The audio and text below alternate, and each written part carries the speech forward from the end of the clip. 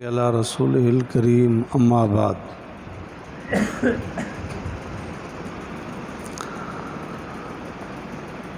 قسم کھانا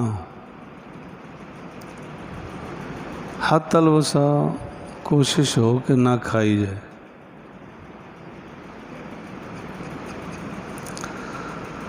قسم ہوتی ہے جب اللہ کا نام استعمال کرے، واللہ، باللہ، تاللہ، کلام اللہ، کعبۃ اللہ، اس طرح قسم کھانے سے قسم ہوگی۔ کہتا ہے اللہ کی قسم میں فلاں کام نہیں کروں گا، قرآن پاک کی، کلام اللہ کی قسم میں فلاں کام نہیں کروں گا، اب قسم ہو جائے گی۔ ناجائز قسم تو نہ کھائے، کوشش کرے۔ مثلاً قسم کھاتا ہے کہ اللہ کی قسم میں فلاں سے بات نہیں کروں گا، نہیں کھانی چاہیے۔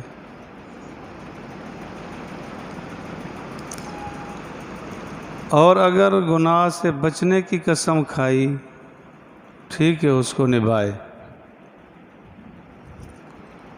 کہنے لگا اللہ کی قسم میں نماز کبھی نہیں چھوڑوں گا، بہت اچھی بات ہے، اب اس کو نبھائے۔ اللہ کی قسم میں جھوٹ نہیں بولوں گا، ٹھیک ہے، بالکل پکا رہے، جھوٹ نہ بولے۔ اگر کبھی جھوٹ بولا گیا تو قسم کا کفارہ دینا پڑے گا۔ نماز چھوڑ دی عمدن، کفارہ دینا پڑے گا۔ تو کوشش کرے کہ خود قسم نہ کھائے۔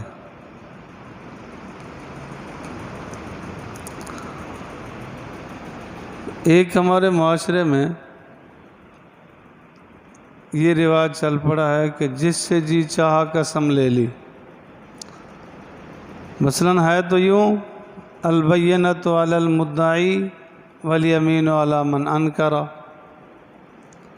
کہ جو کسی چیز کا دعویٰ کرتا ہے کہ میری فلاں چیز فلاں کے پاس ہے، یہ گواہ پیش کرے۔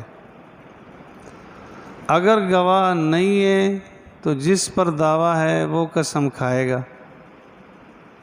ہمارے معاشرے میں ہے کہ جی فلاں پر ہمارا دعویٰ ہے، وہ نہیں، اس کا بیٹا قسم کھائے، اس کا باپ قسم کھائے، اس کے خاندان کا فلاں آدمی قسم کھائے۔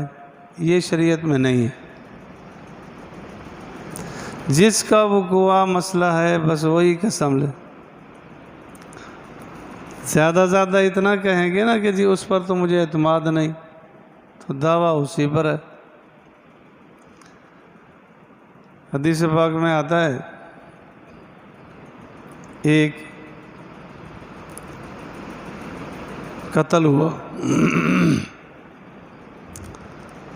آپ علیہ الصلوۃ نے فرمایا ان یہودیوں کے بستی کے پاس سے ہوا، ان سے قسم لے لو۔ تو کسی صحابی نے عرض کیا کہ جی ان پہ تو اعتماد نہیں ہے۔ تو حضور نے فرمایا لینی ہے تو ان سے لینی ہوگی، نہیں تو نہیں۔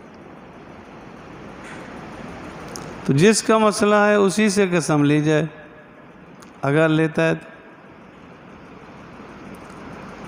نہیں تو جس وقت بات چیت ہوگی، معاملات واضح ہو گئے، بس دیکھ لے۔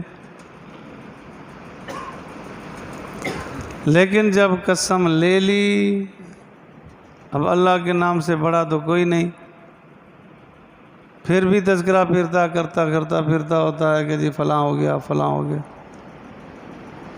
جب قسم کھا لی اس نے تو اب اس کو اعتماد کرنا چاہیے، پھر نہیں بولنا چاہیے۔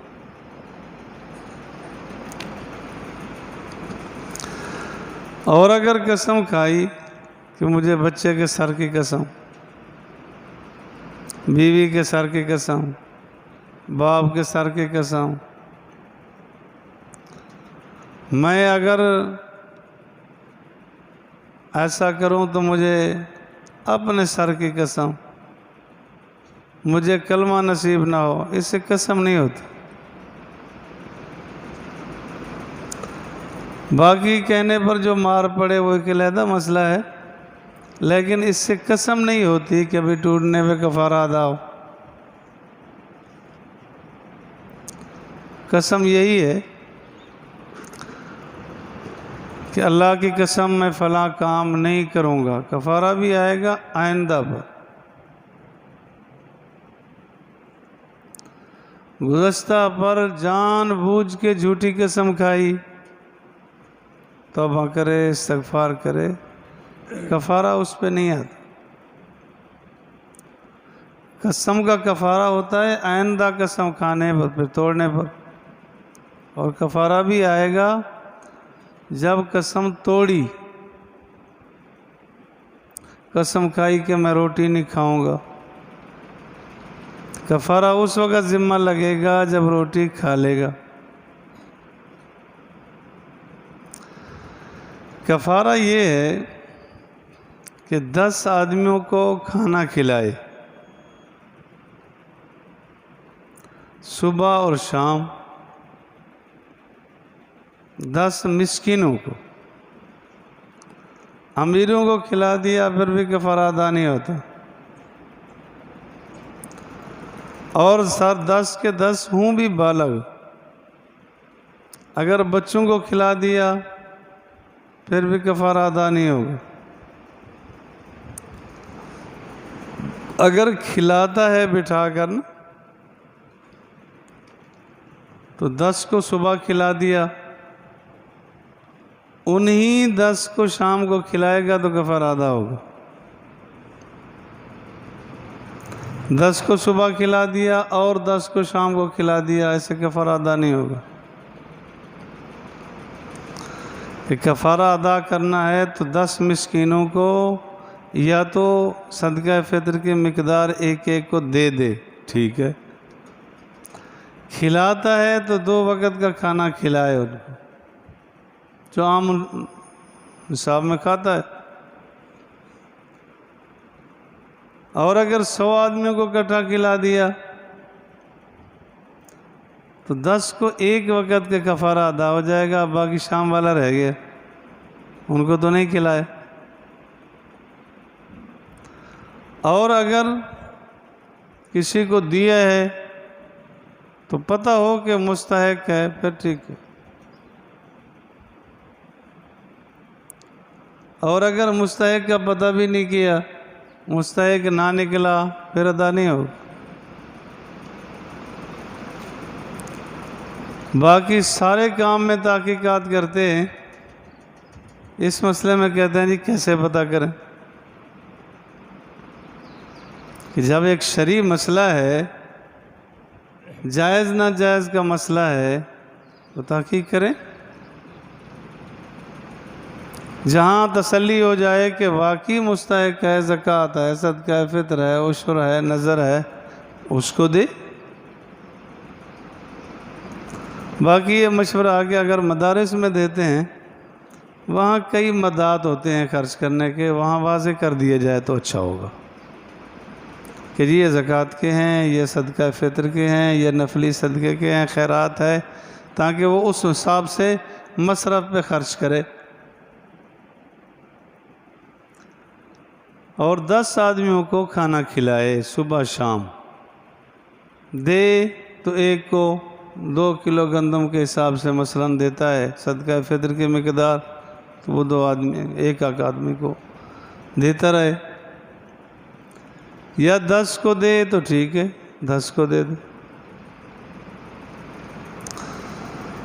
اور اگر یہ کھانا نہیں کھلا سکتا تو پھر ہے 3 روزے مسلسل اس کا کفارہ، 3 روزے لگاتار رکھے، مسلسل 3 روزے رکھے، کفارہ ادا ہوگا۔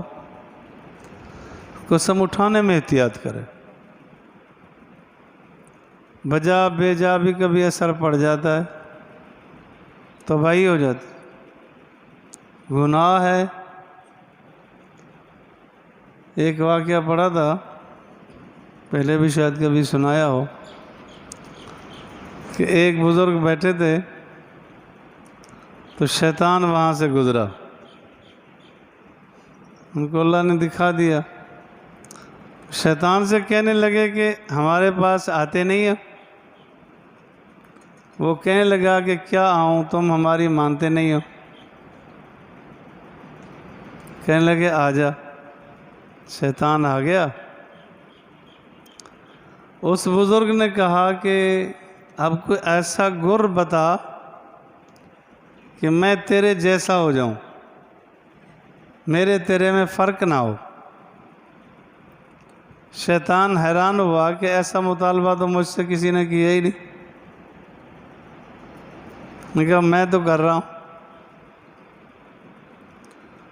تو انہوں نے کہا دیکھو، دو کام کر لو، میرے اور تیرے میں کوئی فرق نہیں رہے گا۔ دیکھنا ذرا وہ کام ہمارے اندر ہیں تو نہیں۔ اس نے کہا ایک تو یہ کر لے کہ نمازیں چھوڑ دے، جب آئی پڑھ لی نہیں تو چھوڑ دے۔ دوسرا، بے دھڑک قسمیں کھائے جا، جو بات آئے قسم قسم قسم، میرے اور تیرے میں کوئی فرق نہیں رہے گا۔ اس بزرگ نے فرمایا کہ میں اللہ کو گواہ بنا کے کہتا ہوں، کبھی نماز بھی نہیں چھوڑوں گا، قسم بھی نہیں کھاؤں گا جھوٹی۔ شیطان نے کہا آج تو نے مجھے دھوکہ دے دیا، ہمیشہ میں دھوکہ دیتا ہوں۔ لیکن بھائیو، سوچنے کی بات تو یہ ہے کہ ہمارے اندر یہ کمزوریاں ہیں یا نہیں۔ 1 روپے کی چیز پر بھی قسم کھا لیتے، اور 10 روپے گر جائیں جتنا احساس ہوتا ہے، نماز چھوڑنے پہ اتنا احساس بھی نہیں ہوتا کہ میری نماز چھوٹ گئی، جماعت گئی، کوئی نہیں کر۔ یہ قابل افسوس ہے۔ جھوٹی قسم کھانے سے احتیاط کی جائے، سچی قسم کھانے میں بھی بچنا چاہیے جتنا بچ سکتا ہے۔ اللہ مجھے اور آپ کو سمجھ فہم دے۔ الحمدللہ رب